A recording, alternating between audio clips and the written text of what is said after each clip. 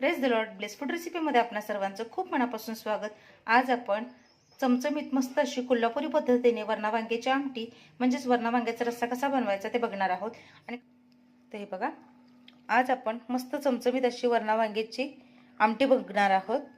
तर ही आमटी चवीला इतकी छान लागते की जरी भूक नसेल आणि ही खाल्ली तर अगदी भूक नसताना देखील एक भाकरी जास्तच खाणार.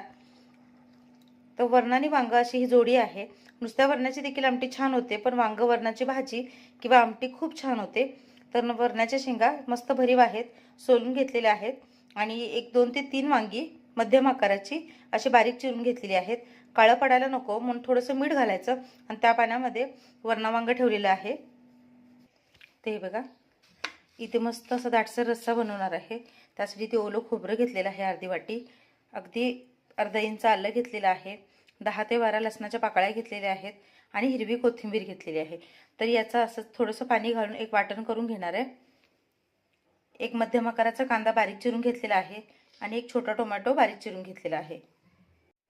कुकर ठेवलेला आहे. कुकरमध्ये एक 2 ते 3 चमचे तेल घालून घ्यायचं आहे.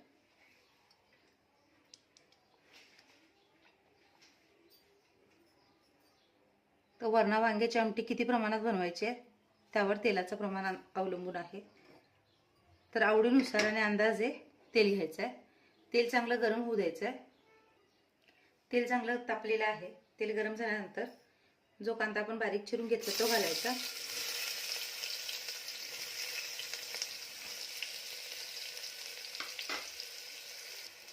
कांद्यामध्ये थोडंसं मीठ घालावं, त्यामुळे कांदा पटकन भाजला जातो. कांदा छान रंग बदलेपर्यंत भाजून घ्यायचा आहे. कांद्याचा रंग छान बदललेला आहे. कांदा भाजल्यानंतर टोमॅटो टाकायचा.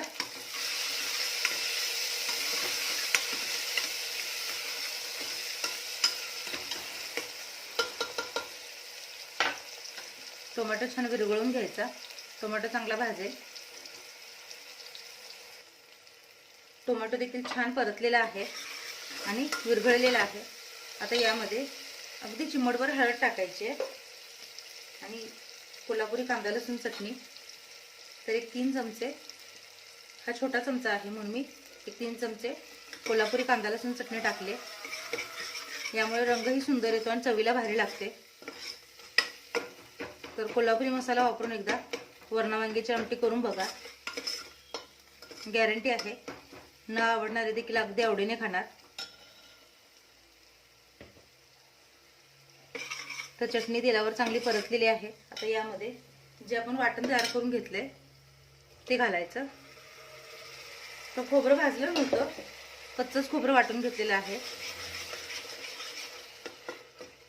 आता बऱ्याच लोकांकडे ओलं खोबरं नसतं, त्याऐवजी सुकं खोबरं वापरलं तरीही चालेल. तर हे चांगलं परतून घ्यायचं. त्याच्या भांड्यात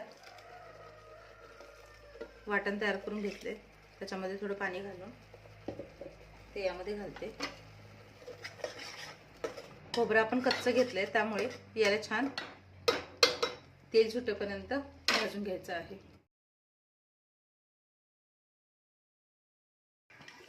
तर हे बघा, वाटणाला छान तेल सुटलेलं आहे, म्हणजे जे आपलं खोबरं वगैरे आहे ते छान शिजलं गेलंय.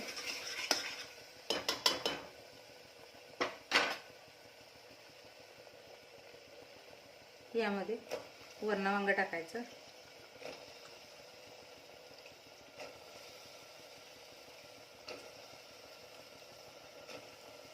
तर खोबऱ्याचं प्रमाण तुम्ही तुमच्या आवडीनुसार कमी जास्त देखील घेऊ शकता.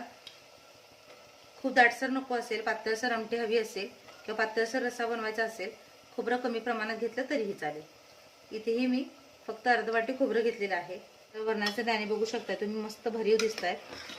हे छान आधी असं मिक्स करून घ्यायचं.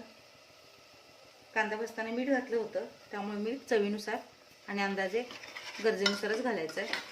मीठ घालून हे सगळं छान आधी मिक्स करून घ्यायचं.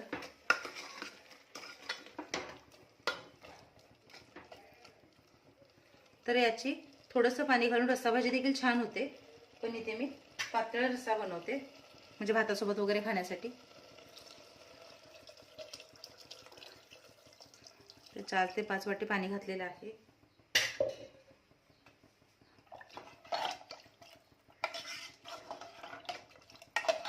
तर कुकरमध्ये झटपट बनते हे. तुम्ही टोपामध्ये म्हणजेच पातेल्यामध्ये वर शिजवलं तरीही चालेल. फक्त त्यासाठी शिजण्यासाठी लागणारा वेळ जरा जास्त असतो. तर ऐन टायमाला घाई असेल तर कुकरमध्ये झटकीपट बनतं. तर कुकरला एक 3 ते 4 शिट्टी करून घ्यायची आहे. ते बघा जवळपास 4 शिट्टी झालेली आहे आणि कुकर बऱ्यापैकी थंड झालाय. तर मस्त अशी चमचमीत कोल्हापुरी पद्धतीने वरणा वांग्याची आमटी म्हणजेच वरणा वांग्याचा रस्सा तयार झालेला आहे. आशा आहे रेसिपी तुम्हाला आवडली असेल. एकदा नक्की ट्राय करून बघा. खात्री आहे तुम्हाला नक्की आवडेल. भेटूया अशाच एका नवीन आणि पारंपरिक रेसिपीसह. तोपर्यंत स्वस्त राहा, मस्त खा. माझ्या रेसिपीज ट्राय करा.